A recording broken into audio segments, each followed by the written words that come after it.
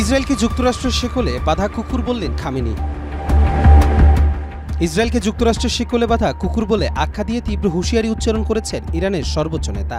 16 জুলাই রাষ্ট্রায়ত্ত গণমাধ্যমে প্রচারিত এক ভাষণে তিনি বলেন, ইরান এখন যে কোনো সামরিক আগ্রাসনের কঠোর জবাব দিতে পুরোপুরি প্রস্তুত। সম্প্রতি ইরানের পারমাণবিক ও সামরিক স্থাপনাগুলোর উপর ইসরায়েল ও যুক্তরাষ্ট্রের সম্মিলিত হামলার প্রসঙ্গ তুলে ধরে খামেনি বলেন, এসব আঘাত ইরানের প্রতিরক্ষা মনোবল নষ্ট করতে পারেনি, বরং কাতারে অবস্থিত মার্কিন সামরিক ঘাঁটি আল উদেইদ ও ইরানের পাল্টা ক্ষেপণাস্ত্র হামলায় প্রমাণ করেছে ইরান আরও ভয়াবহ জবাব দিতে সক্ষম। যুক্তরাষ্ট্র ও ইহুদিবাদী ইসরায়েলের বিরুদ্ধে রীতিমতো যুদ্ধেংদেহী অবস্থান নেন খামেনি। তিনি বলেন, আমরা মুখোমুখি হতে প্রস্তুত দুর্বলতা থেকে নয়, বরং আমাদের প্রস্তুতির পূর্ণতা থেকেই।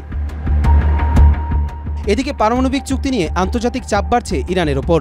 যুক্তরাষ্ট্র, ফ্রান্স, যুক্তরাজ্য ও জার্মানি আগস্টের শেষ নাগাদ চুক্তিতে অগ্রগতির সময়সীমা নির্ধারণ করেছে, না হলে জাতিসংঘের স্ন্যাপব্যাক নিষেধাজ্ঞা কার্যকর হবে বলে হুঁশিয়ারি দিয়েছে ফ্রান্স। তবে ইরানের পার্লামেন্ট এক বিবৃতিতে বলেছে, পূর্ব শর্ত পূরণ না হলে যুক্তরাষ্ট্রের সঙ্গে আলোচনা শুরুর কোনো যৌক্তিকতা নেই। কবির চৌধুরী জয়, মাই টিভি।